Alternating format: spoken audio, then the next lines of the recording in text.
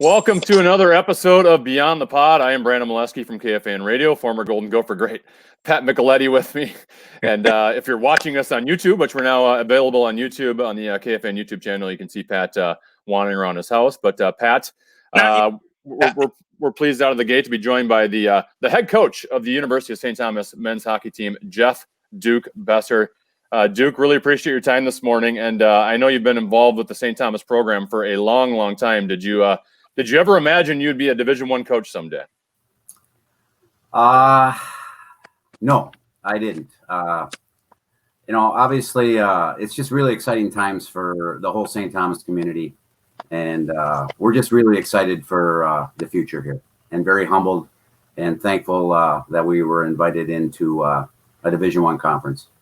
Well, Jeff, congratulations. And, this is Thanks, something man. Brandon and I have been talking about and getting, I don't know if they're stressed out because, we just knew that this was a potential gold mine for the state of hockey and Division I hockey. And, it's been a long time coming. So there's nothing but excitement from Brandon and I about you guys joining Division I. Well, first and foremost, I'd like to say that, we're very proud and honored to be in the MIAC. Yep. It wasn't our choice. Great league. We have nothing but great things to say about the MIAC. And, the coaches that I work with in that league are just top notch. We get along well. We compete hard against each other, but we have a lot of respect for each other away from the rink. And, it's such a competitive conference. I think the last 3 years, with the exception of maybe one or two teams, everybody's vying for those 5 playoff spots. So there's a lot of parity. Yeah, I don't have to tell you. A lot of people just look at Division I hockey and then the rest. Well, your league, you got a lot of really, really good players. Maybe the only difference would be, the depth, right? The third, fourth line, whatever.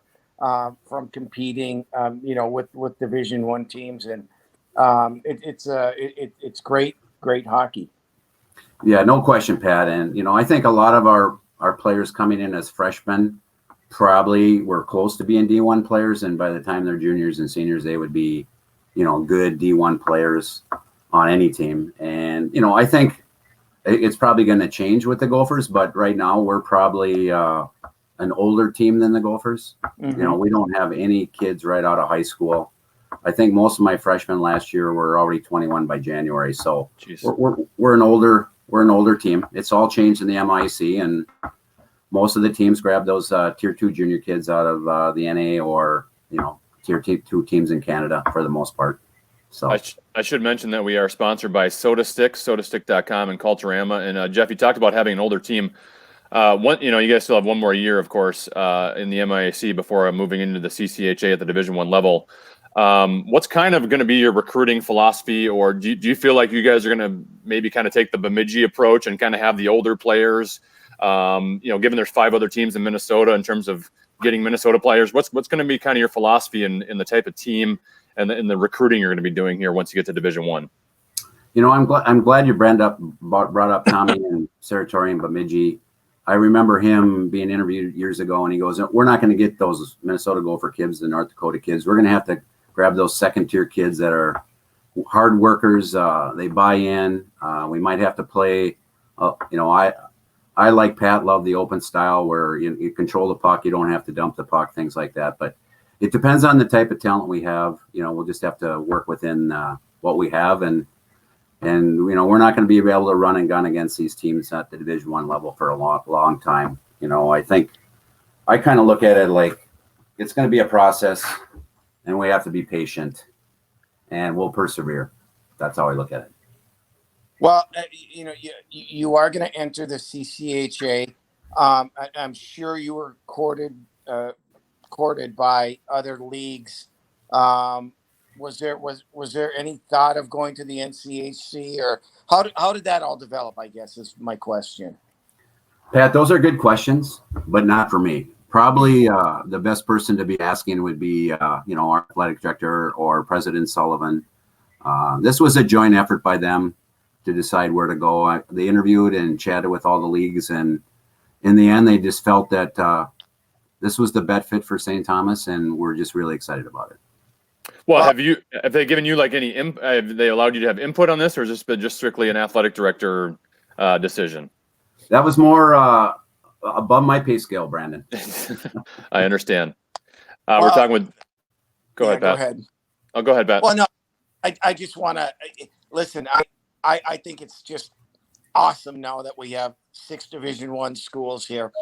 I wish that there were a scenario where all of you guys could be in the same league. I just think we would get back to the days where every building is packed. The rivalries would be phenomenal. And I know there's smart people out there who run this, and they all think the same way. I've talked to a million coaches who have said, "Oh, yes, but we can't." And I just hope that we get to a point where we see Minnesota and St. Thomas playing, UMD and St. Thomas, big weekend coming up. All the buildup. I just think that would be great for the sport, great for college hockey, great for the viability of college hockey. That's my wish list, but I'm only one person. Well, Pat, I love your passion and excitement, and who knows with the COVID issues and budgets at universities, that who knows, maybe someday they'll just blow all the leagues up and they'll try to make it more regional, where it's all bus league. Who knows? That could happen someday. I wouldn't keep that dream out of your mind. That could happen, but who knows? It's above our pay scale, Pat. Yep. Well, maybe it's difficult to plan right now because of the COVID situation and a lot of uncertainty moving forward. But have you already started planning for the schedule a year out from now? Once you move Division I, are you considering? Are you talking to Minnesota, UMD, St. Cloud, North Dakota with for your non-conference stuff? Have you talked to any of those schools at all, or is that too far out in advance? Really good question, Brandon. Right now, it's a little too far out. We don't have we're going to play 26 conference games. We don't have that schedule in place. We kind of have dates for open dates. I think our biggest challenge right now is most of the schools have their non-conference schedules for for next season. I do know that our Penn State is coming to us next year, and we're going to go to them the following year. So those are 2 conference games that we do have in place. And then the following year, I believe we're going to get the okay soon from our ADs to, early October, we're going to go to Colorado and play Colorado College in Denver, which is exciting. And then they're going to come to us the next year. So that's what we have on the non-conference schedule right now. I talked to the development team. We're maybe working on getting some games with them. But that might be our biggest challenge right now, because I think everybody's, got their schedules probably put in place for non-conference. Could change with the COVID. So we're just confident everything will work out. Yep. Now, what about the potential of a new arena? Has that been talked about, or where are you going to call home once you hit the Division I level? Pat, another great question. Right now, President Sullivan, the Board of Trustees, Phil Eston, our athletic director, they're working hard behind the scenes. It's Sure. It's getting closer to finding a place and putting a shovel in the ground, but it's not for sure yet. Mm-hmm. I know next year we'll practice in our rink at St. Thomas Academy, and then for games they're working hard behind the scenes to find another venue to play in the Twin Cities, but nothing has been etched in stone yet. We're talking with Jeff Boeser. He's the head coach of the University of St. Thomas men's hockey team. You were an assistant under Terry Skripek for a long time before taking over as head coach. What did you learn from Terry that you still use maybe as a coach today? Pretty much everything, Brandon. Scry and I worked 23 years together. Wow. One of my closest friends, the utmost respect. I was really fortunate. I don't know, Pat, do you know Terry Abram? Yes. Yep. So, I got to work under Abe's, and a lot of people don't know this about Abe's, but back when he was playing in North Dakota, I think there were only 6 teams in the NHL, and he was invited to go to the Chicago Blackhawks camp and had a good opportunity to make it. All I've been told that he was one heck of a defenseman in college, and so I learned a lot from Abe's, and then to work under Scry, and the thing I think is really funny looking back is, I interviewed for the job when Abe's got the job. I interviewed for the job when Spry got the job. And I look back and go, I wasn't even close to being ready to be a head coach. So, well, in general, you've been with this program for what, almost 40 years. I want to know how much has coaching changed over a 40-year span? Oh gosh, it's really evolved, and I think my biggest challenge, I think I heard Mike Micheletti say this one time. Why do you stay in it at such a late age in life? Because I just enjoy working with young men, and every year you never stop learning. There's new people, there's new jargon out there, there's new ways to teach, and that's the most exciting thing for me is to keeps me young. All right, I'm going to drop Jeff off for a second. We're kind of getting a bad connection, and let's while we're maybe waiting, let's do a read. Let's talk about sodastick.com. You can go to sodastick.com to get your original Minnesota sports inspired goods. They just launched their partnership with Michelob Golden Light for the Michelob Golden Light Pond Hockey Club merch line. The logo features a Paul Bunyan looking hockey dude cheersing a beer. They've got it on shirts, hoodies, hats, and more. If you haven't seen it yet, you got to check it out. We are going to hook you up with free shipping on your order. Use the code KFAN for free shipping. That is sodastick.com, original Minnesota sports inspired goods. Use the code KFAN for free shipping, and hopefully it sounds a little bit better now. I think it might here. Yeah, you talked about your time with Skrypek, and I know you've talked about this before, but you were almost on the 1976 U.S. Olympic team. I know you had some shoulder injuries that basically might have kept you from being off that roster, but to play 40-some exhibition games with that team, what kind of an experience was that for you? First and foremost, that was a great honor. I mean, I'm a D3 kid, and I get this opportunity, and I truly believe, and Pat will understand this probably more than anybody, is I got the opportunity because Herb Brooks and Bob Johnson really did not get along too well. No, I'm sure. There was a lot of mutual respect as coaches, but I think Herbie, guys like Polich and Young Hands, and there was a few others that were playing for the Gophers at the time that, it gave me an opportunity because they didn't go. So to be able to play in 45 games and travel all over the world and this little D3 kid, I have nothing but great memories, and I have no animosity because I got let go. Mike Randolph and I, unfortunately, were the two players that had to be let go, and I think the big reason that probably happened was because back in 1972 they had a lot of those issues in the Summer Olympics where some people died with some terrorist attacks, and so they just kind of limited teams to a certain amount of players, and at that time we had 22 and we had to get down to 20. So nothing but excellent memories from that, for sure. And I just bet you learned a lot, not only about yourself, about what it takes to get to that level, and you've probably applied some of that to the way you coach and the player that you're looking for these days. No question. And Bob Johnson, obviously his background and accolades speak for himself, and learned a lot from all the coaches I play under. And I got to put a plug in for my high school coach who's no longer with us, Vic St. Martin. I don't know if you ever heard of that name, but he's one of the most special coaches I've ever was coached by. I have unbelievable memories for Bob Vic St. Martin. So. I've got a quick funny story about Bob Johnson. He was obviously the head coach of Wisconsin, and I went down there on my recruiting trip, and I knew that they weren't really that high on me, or they weren't going to recruit me, because I think they felt like I was going to go to Minnesota because of Joe and Don. Sure. I go down there, and I'm with Grant Stanbrook, great guy, great. Oh yeah. And Mike Camp, they were the assistants, and he said, "Yeah, well, Bob wants to take you to lunch." I'm like, "Okay, great." And so we go to lunch, and we don't even talk about me or what my thoughts were, or no sell job on coming to Wisconsin. He asked me about all the other high school guys in Minnesota, what I thought of Dave Maley and Ernie Vargas and, Jim Johansson and, all the guys who ended up going there. Right. Right. I'm like, I should send those guys a bill for talking them up so much. And it was just like, okay, well, what about me, Bob? And, that was it. It was over, What a great story. Was he rubbing his chin, Pat? Pat, was he that? rubbing his chin? This was big. He like to rub that chin with his thumb. Exactly.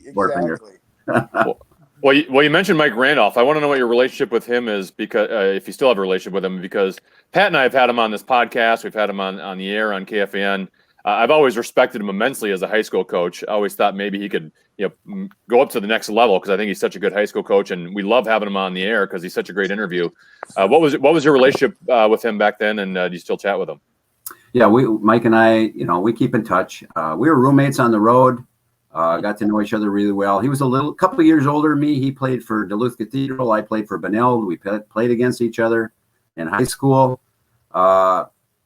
Probably the most dedicated, hardest working athlete on the Olympic team. And I mean, I felt worse for him than anything when we were both told that we weren't going to be able to go to the Olympics. We could go there, but we weren't able to stay with the team in the Olympic Village. So we both choose to come home. I know his wife was ready to fly over to Austria. But I think the best story I have for Mike is, remember when they used to have the Schwann's tournament at the XL? Yep. So they were like 10-0 at the time, and they got smoked, whoever played them that day. And I saw him up in the concourse, a couple hours later, and I go, "How you doing?" And he goes, "Good." I go, "Well, aren't you a little disappointed in loss today?" And he goes, "Duke, they weren't listening to me. 10-0 team, they thought they knew it all. We got smoked today. Now I got them. Now they'll listen." That's great.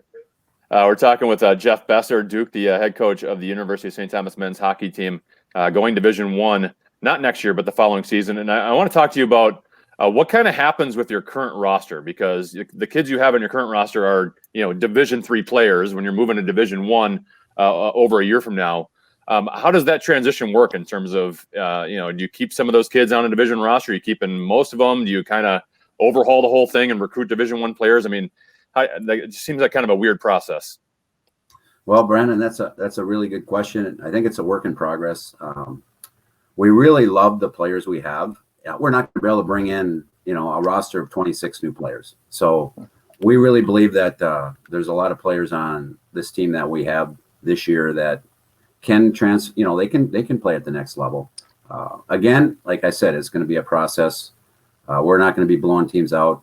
Is there a possibility we might get blown out a few times, but we just got to be patient, persevere, and eventually we'll get the maximum amount of scholarships. But it's like anything else; it's a process, and we're not going to get everything we want right away. And we got to rely on the kids we're recruited right now. And I really got to give kudos to my assistant coach, Nick Beadall. He's an East Grand Forks kid, and the kid loves to go scout, go to hockey games, talk to kids, and he's done a heck of a job at recruiting since he's been with me for 4 years now. And we're excited about the team we have this year. And, a lot of those players that are in that locker room can play next year for sure. Well, which leads me to my next question regarding your staff. Will you be adding another assistant coach or two, or has that been determined yet in terms of what is going to happen, with your staff? Yeah, it's again that word process. I hate to keep using it, Pat, but we're not going to get everything right now. I am going to get a full-time assistant. It hasn't happened yet. I think the COVID kind of set things back a little bit. Right. Eventually, all the coaches at St. Thomas, with the exception of football, who already had full-time assistants, none of the other sports had any full-times. We'll all get full-time assistants, and then, eventually we'll get two, and we'll get an ops director, and we'll get an equipment manager. But it's just not all going to happen at once. Right. And all as coaches, right now we're just really, really excited about the next step. I had read that you had your own painting business on the side. Are you going to be able to drop that thing now and just focus full time on St. Thomas hockey? I don't know if I can give that up, Brandon. Come on. Well, Jeff, we really appreciate your time. Congrats on quite a run that St. Thomas hockey had. Quite the culture of winning there. 38 consecutive winning seasons. And good luck on your move up to Division I, and we'll chat with you in the future. Well, last thing I'll say, that couldn't happen without just the character of good student athletes. That couldn't happen. And, I'm just a little piece of that big pond. And always just very humbled and excited and gracious to be a part of it. So thanks so much for having me. I appreciate it. Pat, good to see you, and Brandon, good to see you. You got it. Thanks for coming on, Jeff. We'll talk to you soon. All right. Thanks. Take care. Jeff Boeser, Duke, the head coach of the St. Thomas men's hockey team. And before we move on to you and I talking, Pat, why don't you tell us about one of our sponsors on Beyond the Pod? That would be Culturama Hockey. Yes, Culturama Hockey. Ever been told your hockey playing child has what it takes to be the next big superstar? Does he or she stand out, but you are unclear how to obtain player exposure to meet that goal? At Culturama, they cultivate, collaborate, and connect with you with opportunities to advance your child's athletic career. They offer free firsthand knowledge on how to become your child's momager or dadager. Or for those who are looking for specialized services, Culturama is here to help. They will personalize a strategic plan, develop PR and media kits, build and or manage your child's brand. Follow, like, and subscribe to Culturama today to learn how to get started. Yeah, big thanks to Culturama and SodaStick.com for sponsoring the Beyond the Pod podcast. Let's chat a little Minnesota Wild here, Pat, and maybe a little NHL as well. Kind of the one Wild, Iowa Wild, Minnesota Wild news in the past week since I last talked to you is Brennan Manel, the young right-handed defenseman, has opted for the KHL. We didn't get to see a whole lot of him at the NHL level. I remember watching him in a preseason game, Pat, and it's so difficult to gauge a preseason performance and extrapolate that and determine how you're going to perform during a regular season or even a playoff run. But I remember seeing him in a preseason game going, man, he kind of looks like a mini Jared Spurgeon. Exactly. And not mini in terms of smaller, but, Jared Spurgeon light in terms of smooth skater, good with the puck, a little bit more offensive minded, can get up in the play. And, I don't know what his future would have been with the Minnesota Wild. Clearly, he doesn't think that he would have had much of a future with the Minnesota Wild. But let's say you were going to go out to trade a Matt Dumba this year, and all of a sudden it takes quite a bit of hit from your depth at the right shot defenseman for a guy who could play a little bit of offense too.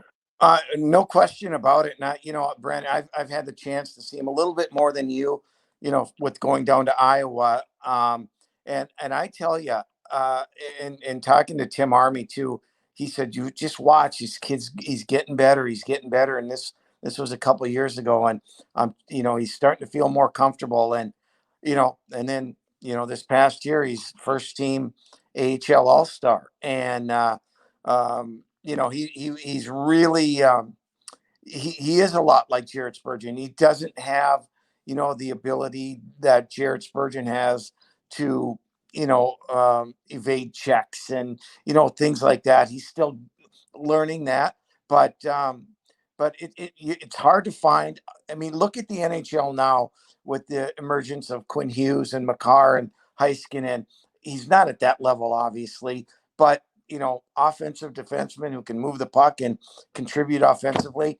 That's what Manel brings. And, I think it's a great move for him personally, because playing in the KHL, he'll improve even more. And I think he'll be back in the NHL. I really do. And I think it's a real big loss for Minnesota, in case someone went down or whatever, it got an injury. And so, they're gonna have to find another D. That's for sure. Well, they still got Bell PDO, so he might be the next one up for a shot. And Kalyn Addison, only 20 years old, so you'd still like to develop him as much as possible, but maybe he's a year or two out.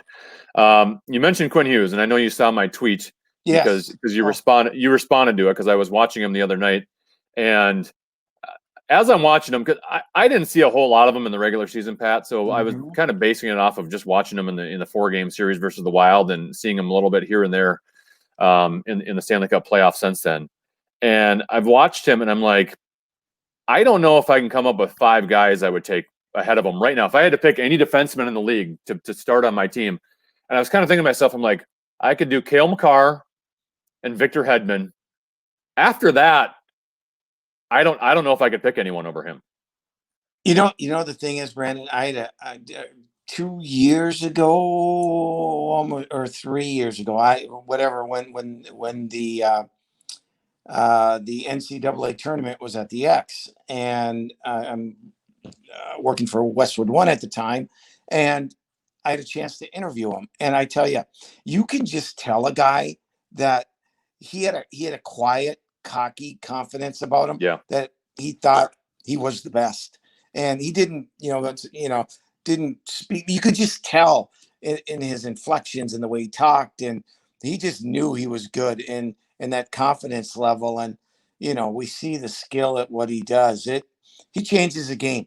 He is. He's a game changer. changed the game, and that's what makes him so good and so much fun to watch.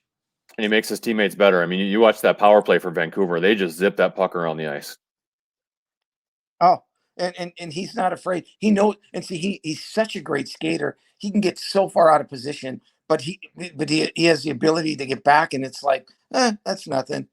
I'll get back, and he does. The one thing, obviously, they don't put him out in those situations yet where they're defending, but he's still 21 or not even 21 maybe.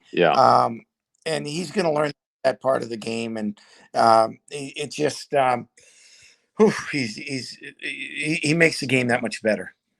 All right, Pat, I want to talk to you about a Minnesota Wild topic that I don't think has gotten enough publicity, and I understand why, because he got hurt and the season was over, and you talk about, you're breaking down what happened in the series and what's wrong with the team and everything that's going to happen in the offseason, and you kind of forget about an injury. But Ryan Suter got hurt in Game 3. He played the rest of the game until about 6 minutes left, then did not play Game 4, and he injured his right foot in that series, and that's the same foot that he hurt in March, a very serious injury in March of 2018. When he broke his right ankle, he shattered his talus bone, and he had a broken fibula. He admitted it was the same foot. He admitted the injury was related to his previous injury. He is saying that he's not worried about it and that the severity of it is not as bad. But that being said, to have that serious of an injury, Pat, and come back as quickly as he did, and to kind of have a re-injury, to me, especially at his age, that's concerning to me moving forward. Huh, is it ever? And we just talked about Brennan Manel, right? And I mean, we can play the what if game and all that kind of stuff, but depth on defense is so important. And listen, we saw how the team played without Suter, and people can talk all they want about this, that, and the other thing, contract and length of, and whatever. Okay, regarding Ryan Suter, this team is a different team without him on the back end. Like it or not, that is just plain fact. And so, and the thing is, he doesn't have 6 months to get it back to normal, right? Yeah. Because this season is going to end, and then it's going to restart. So you got to hope that we're like 3 months away. We are, exactly. And so, I don't know the extent of the injury. I think you laid it out well, what it is. But boy, oh boy, yes, there's got to be a little concern. And that's why, we had Dean Evison on last week, and Brandon, you and I have been around too long and have interviewed enough coaches where, you're not going to get into, the depth of a team, or in terms of, there's not going to be a lot of negative talk about any player that is currently on the roster. It doesn't happen. And that's what we were looking for. But, I know, and he mentioned that they had meetings the previous week. Listen, they went through that roster. They know what they have to do and the changes that need to be made. And I'm sure the what if Ryan Suter is not able to come back, that's part of the planning. I think that will go into what changes they potentially make in this off season. All right.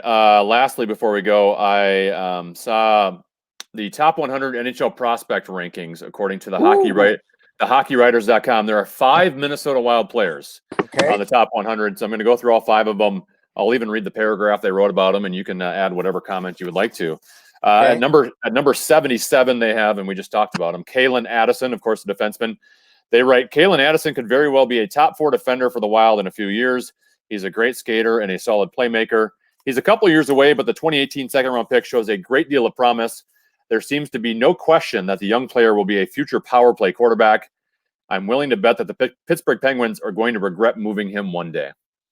I do too. I think that was a great get for Bill Guerin. Again, I mentioned it before. Saw him play with Team Canada. Was their best defenseman. If he's Team Canada's best defenseman, and he's got the offensive prowess that he does. Listen, I'm not comparing him to Quinn Hughes. Okay, I'm going to make that very clear. But what Vancouver did, they threw Quinn Hughes right in the mix and let him, and I'm not afraid to do that with him. Sometimes you know you can overcoach or over this or over that, but baptism by fire sometimes might be the best, especially if the kid.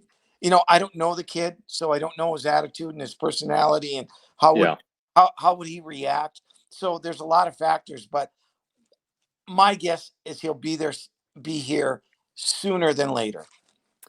Yeah, and I remember seeing him in the training camp scrimmages before the Wild went on to play in the playoffs, and he was constantly jumping up in the play. He was ultra aggressive. He had one move where he's trying to get around defenseman. He put it between his own legs. I mean, he played with a lot of swagger for a training camp scrimmage, and I like that kind of attitude to player. Yep, same here. All right, number 76, so one spot under Kalyn Addison. The only center, basically the only center prospect we have in this organization that might be a top 2 center for us someday. Alexander Kovanov, the Russian. They write, the Wild's prospect pool has a couple of high-end wingers in the system, which we'll get to, but not a whole lot in terms of centermen. Alexander Kovanov is looking to prove that wrong, though, finishing second in QMJHL scoring in 2019-2020 with 99 points. The forward put his playmaking and vision on full display. They say he likely won't be a number 1 center, but he could very well be a productive middle 6 pivot. Again, watching the last World Juniors, I thought, wow, this kid can play, and he's not afraid to score and get point. I mean, he's a point producer, and I was a little surprised that he opted to go to the KHL, or maybe they hinted that he'd probably have to spend a year in the American League. I've heard some reports that I don't know if they think his skating can translate to the NHL. That remains to be seen. Look no further than a guy like Joe Pavelski, who obviously has lost a step, but knows what to do, right? And so I'm excited for this kid when he eventually decides to come over. They have 3 prospects in the top 37. We move all the way to number 37. They have Adam Beckman. They write, Adam Beckman is one of the most well-rounded prospects out there. He can fill the back of the net, make a great pass, but can hold his own in the defensive end. He regularly forces turnovers in both ends with some solid defending and aggressive forechecking. He makes quick, smart decisions constantly and is proving his low selection wrong early. He's going to be a fan favorite. He sounds like a 200-foot player to me, Pat. I was just going to say that, Brandon. I haven't seen him play. Yeah, I haven't either. If he pans out, great. The fact that he's number 37, though, is promising. Yeah. Especially where they drafted him. Number 33, Matthew Boldy. They write, anywhere you look, Matthew Boldy is described as silky and smooth. His ability with the puck is one of the best in the draft, and mixed with his vision on the ice, he's always a threat to punish defenses. One of his biggest assets, though, is the adaptability to shift his game for the good of the team. Whether that means switching wings or even from a sniper to a playmaker, Boldy is able to sense what the team needs from him and excel in that role. After a tough start to his NCAA career, he broke out in the second half of last season, proving that he's still a very promising player. And Pat, a lot of people were dogging the pick halfway through last year in his college season. Wasn't performing too well, but he definitely picked it up the second half. He was probably their best player heading into the playoffs for the NCAAs until the stoppage. Yeah, he had a rough start. But what kid going into college doesn't have to make that adjustment? Everyone does. And every league that you jump to, there is an adjustment period. There's new people. There's new way of doing things. Some pick it up quicker than others. It took Matt a little bit longer, but watching some of his games at the end of the year, I mean, he was terrific, and I think he's going to be a pro here in Minnesota for a long, long time. And no surprise, the highest prospect in the Wild system at number 6, Kuril Kaprisav. A strong skater who's difficult to knock off the puck. Kuril Kaprisav is blessed with soft hands and a lethal shot. The Russian already excels at the professional level and will surely improve as he gains greater experience. He's an elite offensive threat that should be able to transition straight into the Wild's top 6. This season, he became the youngest player to hit 100 points in the KHL. He's going to be a star. Get him a center. Yeah. Get him a center. Without a center, it's going to be a struggle. And, we've talked about it a million times. They need to get a playmaking center to go along with him and Fiala. And if they do, that is going to put Minnesota in a very good position going forward. 2 things on this list that stick out to me, Pat. At number 5 was Cole Caufield, all the way up at number 5. And of course, there were some Wild fans, including myself, that wanted them to take Caufield instead of Matthew Boldy in that draft. Different types of players. Caufield, obviously, a little bit more diminutive, but just a sniper. He can score goals. Yep. There's questions, whether that size can translate to the NHL. One, I'd love to hear your opinion on Caufield because I'm sure you've seen a bunch of him at the college level. And 2, I'm wondering how our draft strategy is going to change now that we've moved on, basically from Fletcher to Fenton to Guerin in a short period of time. Because I'm kind of under the impression that past regimes kind of always wanted guys that were going to be bigger and stronger, because when the Wild were making the playoffs, that was their weakness in those playoff runs, is they had the speed and the skill, but necessarily didn't really have the grit. And I felt like drafting the Joel Eriksson X over the Brock Boesers and drafting a Boldy over a Caufield, I felt like maybe the scouting staff kind of wanted bigger, stronger guys. And I'm not really sure in 2020 you need that. Well, let's take Caufield, okay? He is what he is, and that is a pure goal scorer. Don't judge him on what he does in the neutral zone. Don't judge him on what he does in the defensive zone. There are going to be mistakes there, and those mistakes will probably be there for a long, long time. Can he get better at it? Of course. But when you judge Caufield in any league that he's in, it's all about, is he putting the puck in the back of the net? And we'll see if that happens. My guess, it probably will, but you can only judge him on that part of the game because that's how he survives.